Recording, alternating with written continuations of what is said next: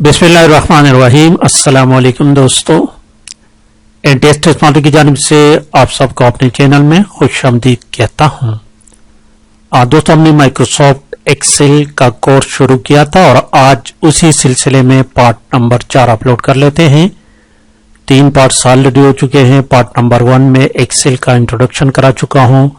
Part number 2 और 3 में Excel के इंटरफेस के बारे में आपको बता चुका हूं और ये कोर्स बिगिनर से लेकर एडवांस लेवल तक होगा इंशाअल्लाह ताला। चलते हैं एक्सेल की तरफ। एक्सेल को लॉन्च करना आपको सिखा चुका हूं, वर्कबुक के बारे में आपको बता चुका हूं, वर्कशीट के बारे में भी आपको बता चुका हूं।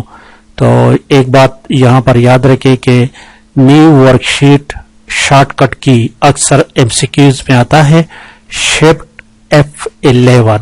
शिफ्ट F11 क्या है? ये न्यू वर्कशीट इंस्टॉल करने का शॉर्टकट की है। इसके और भी बहुत ज्यादा तरीके हैं, लेकिन शॉर्टकट की जब बात होती है तो शिफ्ट F11 है। आज थोड़ी सी बात कर लेते हैं फंक्शंस और फार्मूला के बारे में, क्योंकि हमारा ज्यादातर वास्ता फंक्शंस और फार्मूले के बारे में होगा, एक्सेल के साथ पड़ेगा। तो ये जानने की कोशिश करते हैं कि फंक्शन क्या है और फार्मूलास क्या है, इन दोनों में डिफरेंस क्या है। तो आपको थोड़ा सा एमएस वर्ड की तरफ ले चलो। ये जरा देखिए, मैं ऑलरेडी इसका डिफरेंस लिख चुका हूं। यहां पर लिखा हुआ है functions and these are formulas. Difference number 1 लिखा हुआ है कि फंक्शन जो है ना, they are predefined, predefined, पहले से डिफाइन किए गए फैसिलिटी हैं, और फार्मूला जो होते हैं वो यूजर डिफाइंड होते हैं। तो शॉर्टकट हम ऐसे कह सकते हैं, functions are predefined and formulas are user defined. 2 number देखें, फंक्शंस जो होते हैं ना, return predefined syntax. Syntax किसी भी कमांड को लिखने, किसी भी फार्मूला या फंक्शन लिखने का तरीका वो पहले से डिफाइंड हो चुका है, उसी तरह हमने उसके पर काम करना है। और फार्मूला के लिए ऐसी कोई रिक्वायरमेंट नहीं है, वो according to the user requirement के मुताबिक लिखा जाता है। 3 नंबर लिखा हुआ है कि इस फंक्शंस में रिक्वायर पैरामीटर्स, फंक्शन को पैरामीटर की जरूरत पड़ सकती है, लेकिन फार्मूला में कोई पैरामीटर की जरूरत नहीं है। 4 नंबर जरा देखिए। 4 नंबर, फंक्शंस जो होते हैं ना, उनका कोई खास नाम होता है। Function is identified by a particular name, और फार्मूलास का कोई नाम नहीं होते। सिमिलरली 5 नंबर देखिए, ऑल फंक्शन, तमाम फंक्शन जो है वो फार्मूले से हैं और तमाम फार्मूले जो है वो फंक्शंस नहीं हैं। जरा एक्सेल में आपको बताता चलो, जब भी आपने फंक्शन लिखना है या फार्मूला, तो सबसे पहले आपने इक्वल सिंबल इंसर्ट करना है। कीबोर्ड से इक्वल साइन जो बटन है उसको प्रेस करना है। ये देखिए, फर्ज करें मैं एक फंक्शन लिखता हूं मैक्स, MAX, मैक्सिमम। तो इसको देखिए, ये प्री डिफाइंड है, ऑलरेडी डिफाइन किया गया है, और इसके ये पैरामीटर्स, आर्गुमेंट्स मैंने इसी तरह इसको लिखना है, अदरवाइज ये फंक्शन काम नहीं करेगा। और जब भी फार्मूला लिखना हो तो उसके साथ कोई भी नाम मैंने नहीं देना है। फर्ज कर मैं लिख लूं 25 जमा 36 तक़सीम 2 वगैरह वगैरह, इसी तरह जो भी करूं, तो ये तमाम के तमाम फार्मूलिस होते हैं। अब थोड़ी सी बात कर लेते हैं कि एक वर्कशीट में रोज कितने होते हैं और कॉलम कितने हैं। What is a worksheet? Worksheet क्या है? The combination of rose and columns. Columns और रोज के कॉम्बिनेशन को हम वर्कशीट कहते हैं। तो ये देखिए, दीज आर, ये ऊपर से नीचे जो आ रहे हैं ये कॉलम्स हैं, और इस तरह लेफ्ट टू राइट ये जो है हॉरिजॉन्टली, वर्टिकली जितने भी है, वर्टिकली को हम कॉलम कहते हैं, हॉरिजॉन्टल कतारों को हम रोज कहते हैं। और जहां पर रो और कॉलम एक दूसरे को इंटरसेक्ट करे, एक दूसरे को मिले, एक दूसरे को कता करे, तो उसी जगह को सेल कहते हैं। जिस तरह ये देखे, ये सेल है। अब ये देखें कि एक वर्कशीट में कितने कॉलम्स होते हैं। एक वर्कशीट में कितने कॉलम्स हैं। तो जैसे कि पहले भी आपको मैं बता चुका हूं कि माइक्रोसॉफ्ट ऑफिस के मुख्तलिफ वर्जन हैं।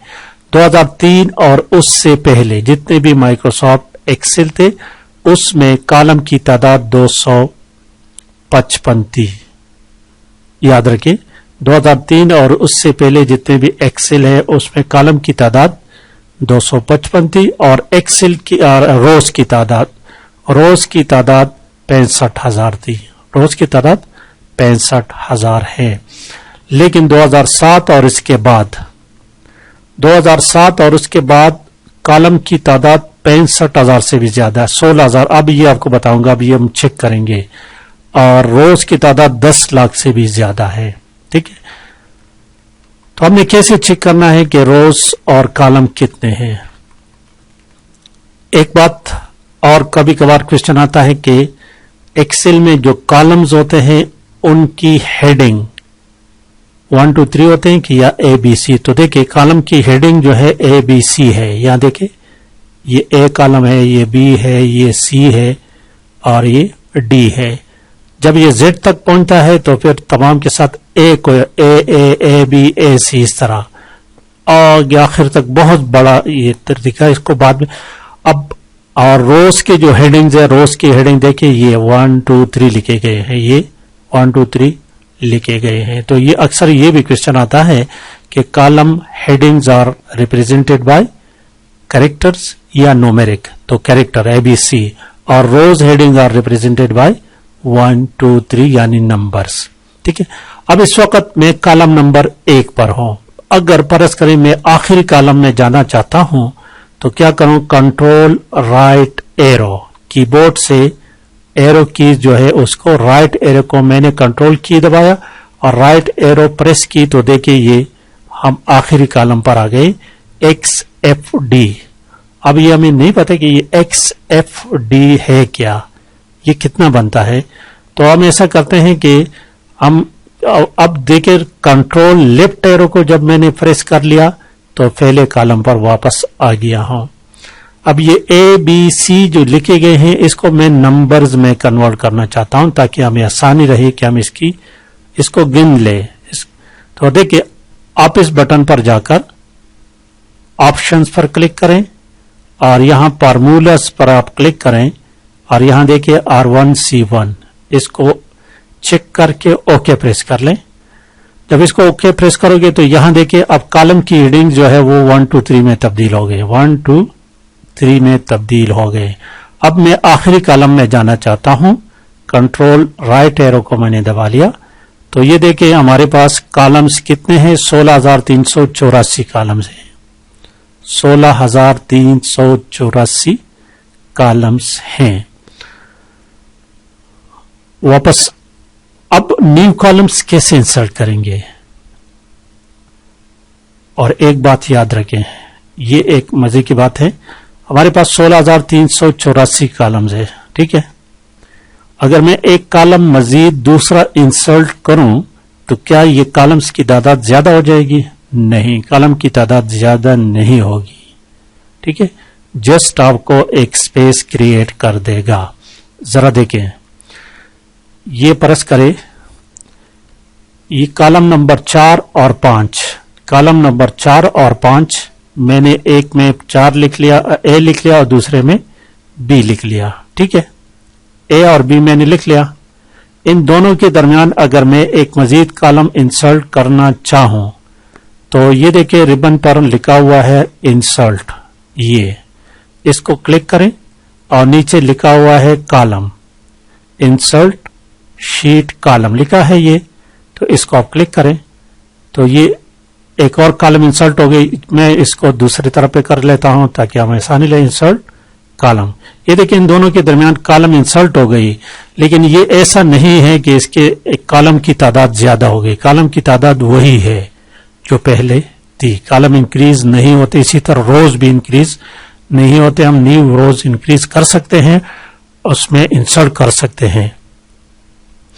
अब देखते हैं कि रोज की तादाद कितनी है। रोज, तो मैं रो नंबर 1 पर हूं। कंट्रोल डाउन एरो को जैसे ही मैंने प्रेस किया तो मैं आखिरी रो पर चला गया। यहां पर देखिए लिखा हुआ है 10,48,576। 10,48,576 रोज है, याद रखें। अब ये बात आ गई कि जब एक शीट में रोज की कॉलम की तादाद 16,384 है और रोज की कॉलम की तादाद 16,384, रोज की 10,48,576 या कुछ इस तरह है, तो इसमें सेल्स कितने होंगे? ये एक एक खाने जो नजर आ रहे हैं ना, इसको सेल्स कहते हैं। इन सेलों की तादाद क्या होगी? Columns multiplied by rows. Column multiplied by rows, ये इसका आंसर है। कॉलम को अगर हम रोज से ज़रब दे दें तो ये क्या होगा? ये सेल्स की तादाद नजर मालूम हो जाएगी। अब जितने सेल्स हैं उन तमाम सेल्स के एड्रेस हैं, रेफरेंस है, हवाला है। तो अब देखिए जिस सेल पे मैं मौजूद हूं, इस सेल का नाम क्या है? इस सेल का नाम क्या है? ठीक है, इस पहले इस तरह करते हैं कि जो कॉलम्स हेडिंग है ना, कॉलम्स की हेडिंग, इसको वापस कर लेते हैं 1 to ABC में। ऑप्शन बटन को क्लिक करके आप इस बटन को क्लिक करके ऑप्शन में चले जाएं, फार्मूला R1C1 को वापस करके। अब देखिए फर्ज करें मैंने यहां क्लिक किया, अब ये देखता हूं कि इस सेल का नाम क्या है। तो ये कॉलम E है, कॉलम E और रोल नंबर 6। तो इस सेल का नाम है E6, यहां देखे E6। तो हमने इसको रेफरेंस भी कहते हैं। रेफरेंस की फिर 2 किस्में हैं, रिलेटिव रेफरेंस और एब्सोल्यूट रेफरेंस। इस बारे में हम मज़ीद पढ़ेंगे इंशाअल्लाह ताला बाद में। तो आई थिंक दोस्तों आज के लिए इतना काफी है। इंशाअल्लाह ताला नेक्स्ट वीडियो में हम प्रैक्टिकल काम शुरू करेंगे। आज की वीडियो को लाइक और शेयर लाजमी करें। Thank you for watching.